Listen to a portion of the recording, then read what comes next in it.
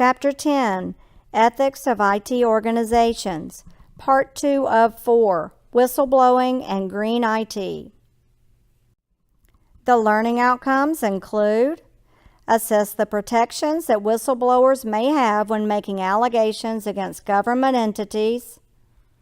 Define and discuss green IT.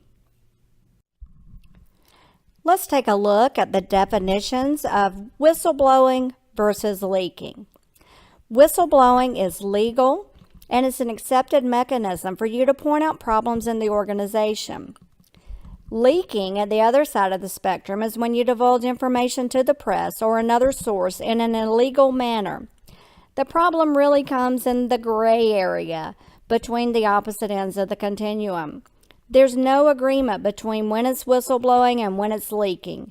People also have little to no protections unless they are exposing problems with governmental institutions or payments for governmental services or contractors, or perhaps when the federal government is doing something that is so ethically wrong you feel you have to divulge the problem even if the consequences you face are severe.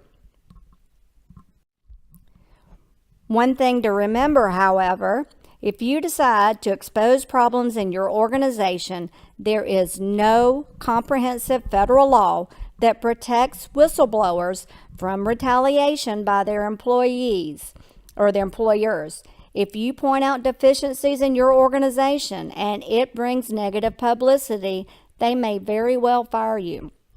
In fact, if you look at what happens after someone blows the whistle on an employer, almost 90% of them are fired or demoted. About a quarter faced lawsuits, and another quarter sought medical help for issues that arose after they brought forward the issues noted.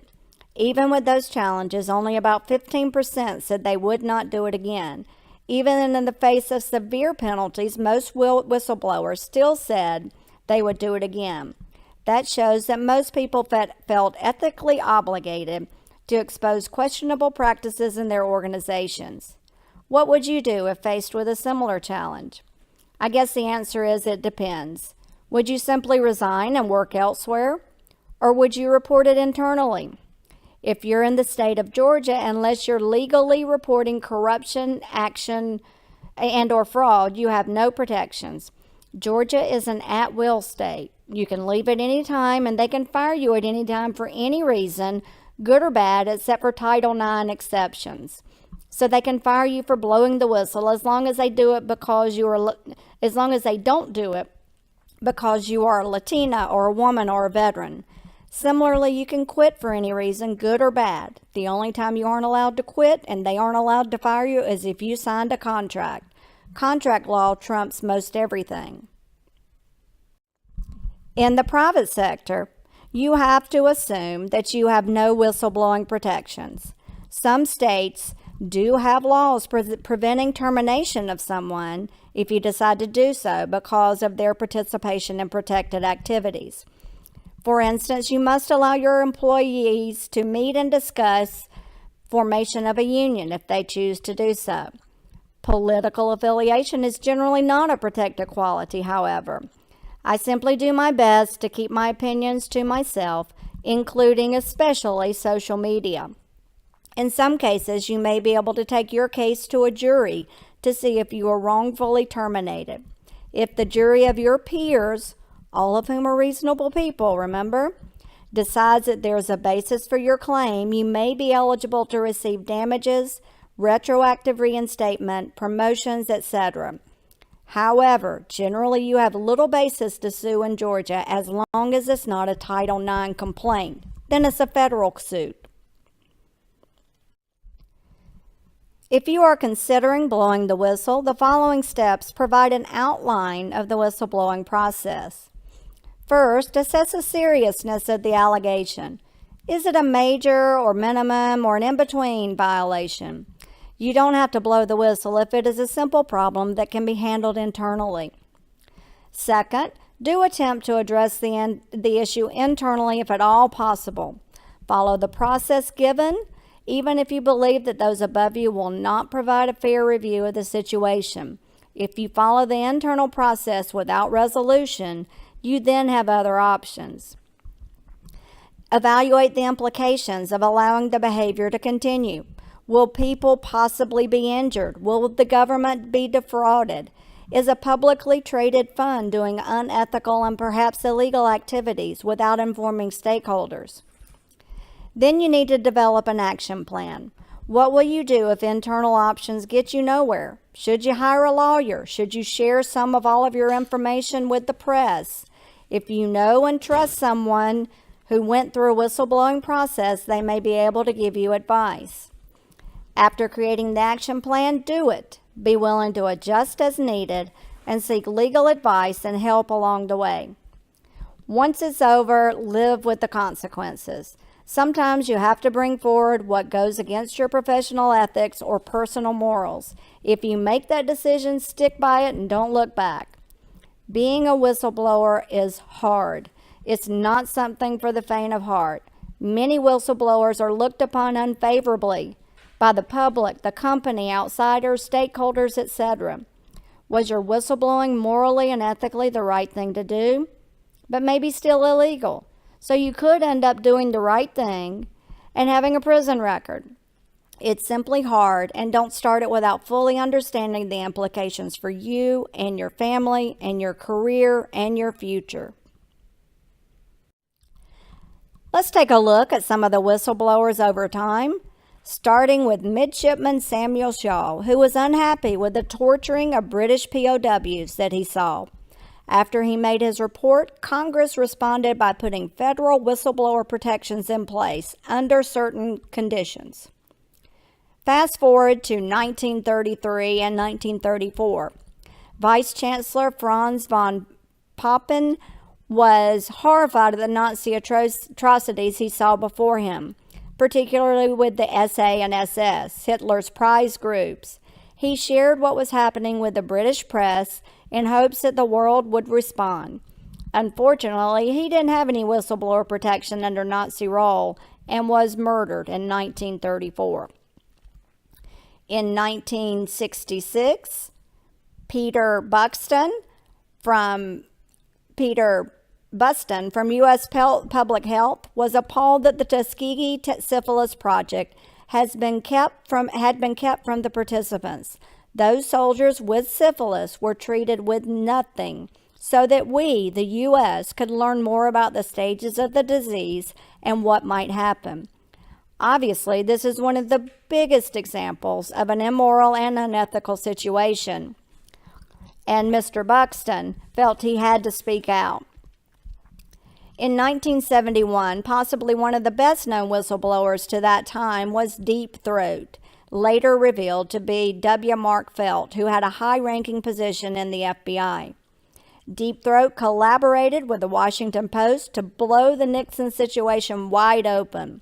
Nixon resigned a short time afterward. If you haven't seen it, you can see a classic film about how the situation unfolded with all the president's men.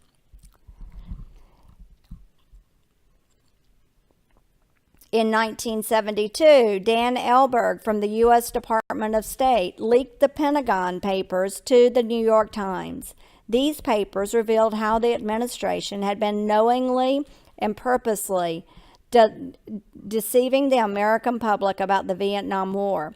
This case was taken up through the courts and is the first one to demonstrate conclusively that the First Amendment bar is difficult to overcome. In fact, if a threat to national security does not limit freedom of the press or freedom of speech, then what does? The First Amendment is a difficult bar to overcome, as we've discussed. The movie that's out in 2018, The Post, talks about this, and you should see it to find out more about this situation. In 1974, Karen Silkwood became the first prominent nuclear power whistleblower. She worked as a chemical technician and noted multiple health and safety issues, which she reported. She was murdered in 1975 under suspicious circumstances. Many others have come out with worker and health concerns in the nuclear energy industry, and she led the way. If you haven't seen the classic Silkwood with Meryl Streep, you may want to add it to your watch list. In 1986, an Israeli, Mordecai Vanunu, revealed evidence of Israel's nuclear program to the UK press and others. He served 17 years in jail, with the first 11 of those in solitary confinement. He cannot leave Israel or speak to foreigners and has already been charged for doing both. Cases are pending against him. In 1996, a former VP of R&D at Brown & Williamson came forward. He revealed that Brown & Williamson had manipulated the levels of nicotine in their cigarettes to intentionally addict users. Mark Hodler of the IOC was also a whistleblower. He shared details on the Salt Lake City 2002 Olympic scandal, which led to numerous investigations. Moving into the 1990s now, and some people you may have possibly heard of. Let's start with Linda Tripp from the White House staff. Remember her, or have you heard of her? She was the one who exposed the Clinton-Lewinsky affair, noting that they had both lied to the court and or in depositions. This is where the famous blue dress came into play. If you don't know the story, Google it and see what you find. In 2001, Jessalyn Radick was serving as a U.S. Department of Justice lawyer. At the time, an American citizen, John Walker Lind, had been captured in Afghanistan and labeled as an enemy combatant. Radick happened to answer the phone and was asked for a Department of Justice opinion. Several of them evaluated the situation, and Radick recommended that as a U.S. citizen, Lind should be properly Mirandized and offered a lawyer if he requested one. However, they decided not to do either of those. Over time, she saw the records of her recommendations start to disappear, but she had kept copies. She thought that the U.S. had violated Lind's rights, but she noted that if they thought they were doing the right thing, they didn't even have to call DOJ. She was pushed out of DOJ, was fired from her next job as a direct request from the DOJ, and the DOJ tried to get her law license revoked. In 2001 and 2, Sharon Watkins came forward regarding the Enron scandal. She noted widespread fraud, insider trading, misuse of employee retirement plans, collusion between the auditor and the company, and other inaccurate information reporting. Because of her whistleblowing and those of 2 others at Enron, they were named Time's Person of the Year as a result of the Enron scandal. Congress then responded with Sarbanes-Oxley, which requires some C-level executives to be held accountable for the financial reporting on the state of their business. They may face high fines and even imprisonment. Now we're getting into the 2000s, and I'm sure you will recognize a few of these. Let's start with Sergeant Joe Darby, a soldier and MP in the U.S. Army. He was the first soldier to alert to the Abu Ghraib prison mistreatment, harassment, and photographing of prisoners in compromising positions. Several of his good friends were implicated in the situation, but Sergeant Darby felt his moral and ethical standards would not allow him to stand idly by. So he made the report. He was frankly surprised at the pushback that he received. Friends ostracized him and vandalized his property. He is now in protective custody due to threats against him and his family. Here's our most prominent and well-known whistleblower of our time, Edward Snowden. Snowden was a contractor for Booz Allen Hamilton. He noticed that the government was gathering information on American citizens, even though they were telling everyone they were not gathering data. He fled to Hong Kong and shared classified information with The Guardian and Washington Post and others. In all, at least 100,000 pages were shared. He asked that the reporters only release items that did not compromise the identities of any agents in the field. Then he fled to Russia. The U.S. wanted him sent back. Russia said that Snowden's U.S. passport was invalid, which meant he's had to stay in the airport for a month. After that time, Russia granted him temporary sanctuary. He has been offered sanctuary by a couple of other countries, including Ecuador. But he cannot go anywhere that has an extradition treaty with the U.S., much like Julian Assange, WikiLeaks founder, in the Ecuador embassy in London. The final whistleblower we'll look at is Thomas Tam from the U.S. DOJ. Like Snowden, Tam was concerned about the NSA warrantless searches and told the New York Times what had been happening. As a result, the FBI raided his home. He went public with his story in 2008. He ultimately was not charged, since it is questionable if he ever shared classified documents. He accepted a censure rebuke from the Washington, D.C. Review Board as a way to allow to get on with his life.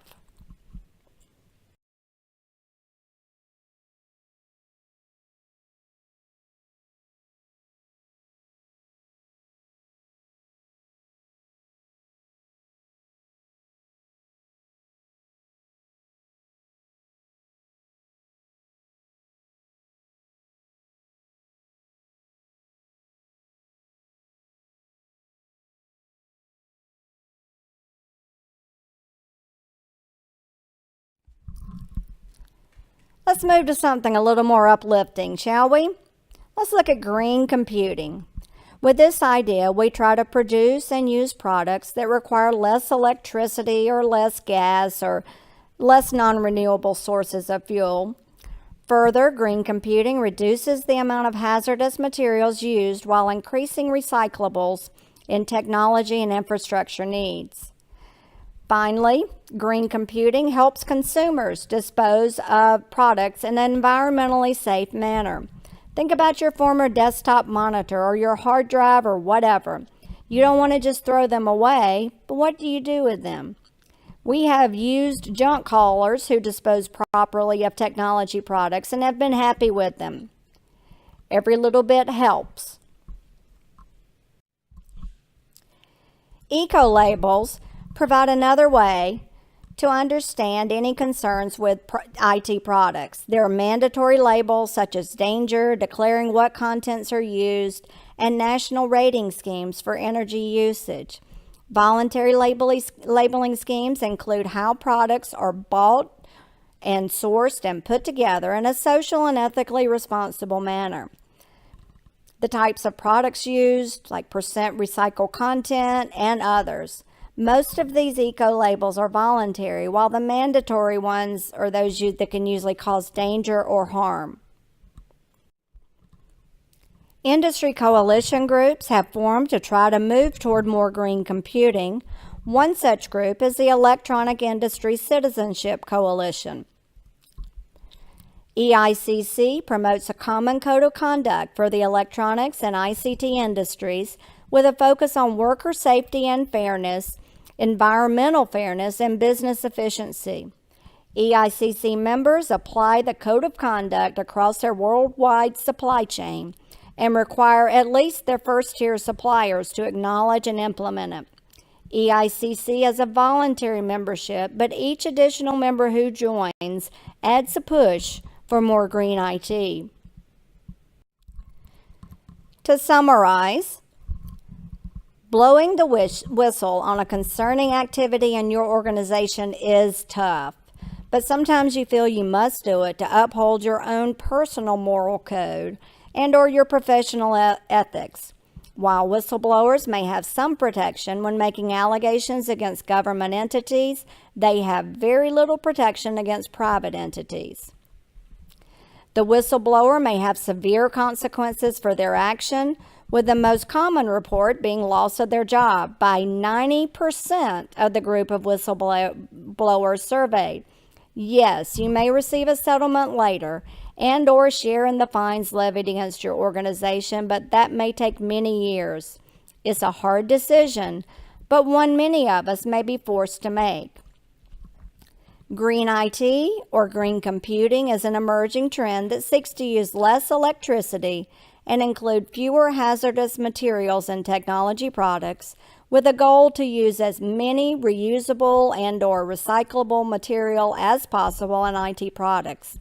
Most efforts in this area are voluntary, but the trend is far more reliance on renewable energy sources, and IT products are no longer different.